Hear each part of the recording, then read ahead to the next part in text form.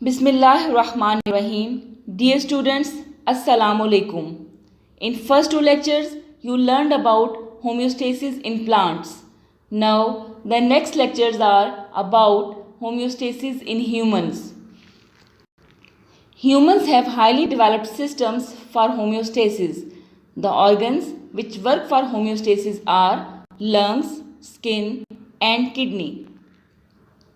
You have already learned about lungs in detail in chapter number 10. They remove excess of carbon dioxide and keep it balanced.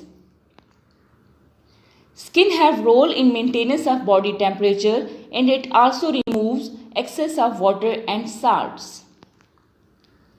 Kidney filter excess of water, salts, urea and uric acid from blood and forms urine. This slide is about structure and function of skin. Skin consists of two layers, epidermis and dermis. As you can see in the diagram, the outer protective layer without blood vessels is called epidermis, while the inner layer is called dermis. It consists of blood vessels, sensory nerve endings, sweat and oil glands, hair and fat cells. Now, the function of skin. Skin plays role in regulation of body temperature. The thin layer of fat cells in dermis insulates the body. Contraction of small muscles attached to hairs forms goosebumps. Again, what is goosebumps? It is contraction of small muscles attached to hairs as shown in the picture. Skin provides cooling effect when sweat is produced by sweat glands and excess body heat escapes through evaporation. Removal of metabolic waste is another function of skin. Excess of water, salts, urea and uric acid are removed through sweating. The urinary system of human is also called excretory system. It consists of a pair of kidneys which filter the blood and produces urine. A pair of ureters which carry urine from the kidney towards the urinary bladder. A urinary bladder which temporarily stores the urine, and you can see in the diagram there is urethra. Urethra is a tube that carries urine from the urinary bladder to the outside of body. Now watch the video to revise the parts of excretory system, and after video further lecture will be continued. Human urinary system. The kidneys are a pair of bean-shaped organs that are part of the urinary system. The kidneys are dark red, slightly flattened, bean-shaped organs, each about 10 centimeters long, 5 centimeters wide, and 2 to 3 centimeters thick, with an average weight of 120 to 170 grams. The other components of this system are the ureters, urinary bladder, and the urethra. One of the main jobs of the kidney is to filter the waste out of the blood. The urinary system regulates the quantity and composition of fluids by removing metabolic wastes from our body. The system helps in retaining proper amounts of water, salts, and nutrients in the body.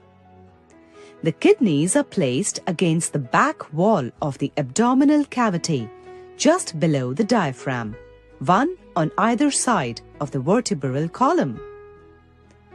Their position is slightly asymmetrical. The left kidney is placed a little higher than the right.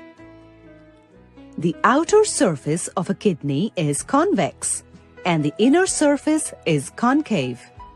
The inner surface has a deep notch. Here you can see the ureter, renal artery and renal vein entering the kidney through this notch. Now the structure of kidney. Kidneys are dark red bean-shaped organs which are 10 cm long, 5 cm wide, 4 cm in thickness and weighs about 120 grams. The concave side of kidney faces vertebral column. There is depression called hilus near the concave area of kidney through which ureter leaves the kidney and other structure including blood vessels, lymphatic vessels, nerves enter and leave the kidney. Kidney are placed against the back wall of abdominal cavity just below the diaphragm, one on either side of vertebral column. They are protected by last two ribs. That's why we feel pain in lower back on each side of spine, and patient often confuse kidney pain with back pain. The left kidney is little higher than the right kidney because of location of liver in abdominal cavity. This is longitudinal section of kidney which consists of renal cortex and renal medulla. Cortex is the outer part of kidney and it is dark red in color. Renal medulla is the inner part of kidney and is pale red in color.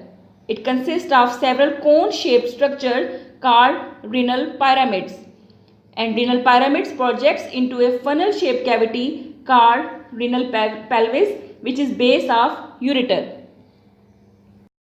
Here you can see the ureter, renal artery and renal vein entering the kidney through this notch. A fibrous capsule surrounds the kidney. Inside the kidney, there are two zones, the cortex and the medulla. The cortex is a reddish-brown layer of tissue below the capsule, whereas medulla is a form of pale conical-shaped striations. The main function of the kidneys is to remove waste products and excess water from the blood. The kidney does it with the help of tiny filters present in it. These filters are called nephrons.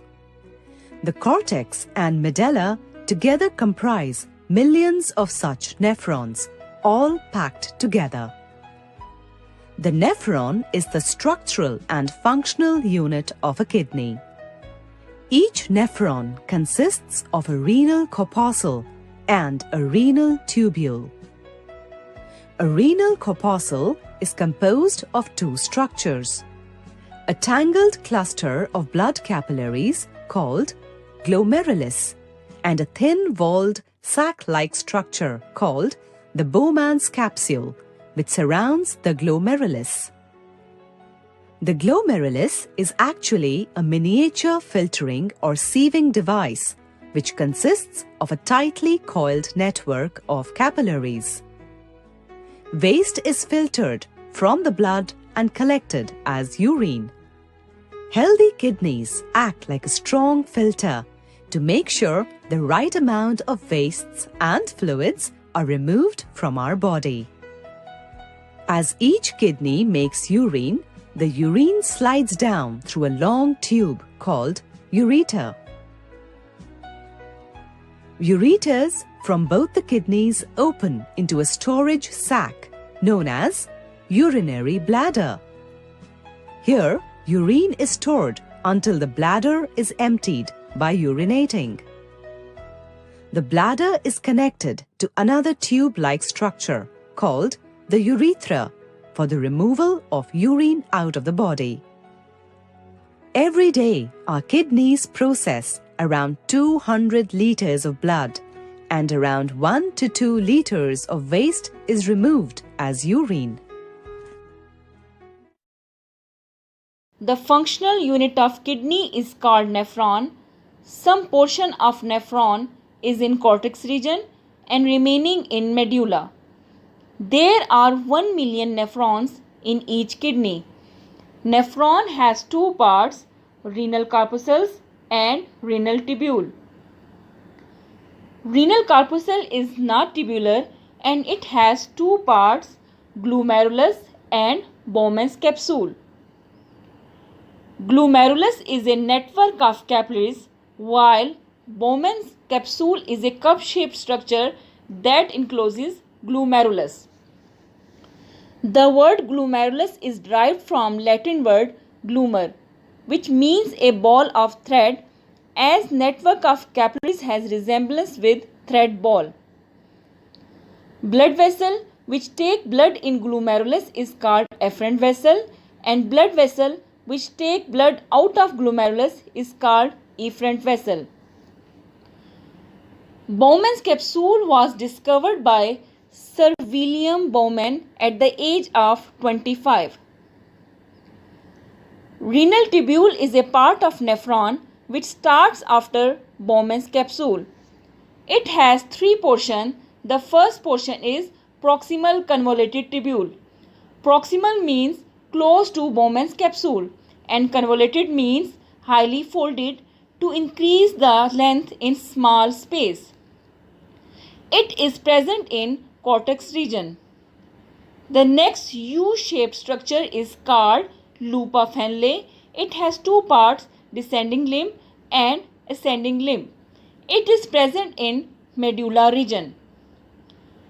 The last portion is distal convoluted tubule.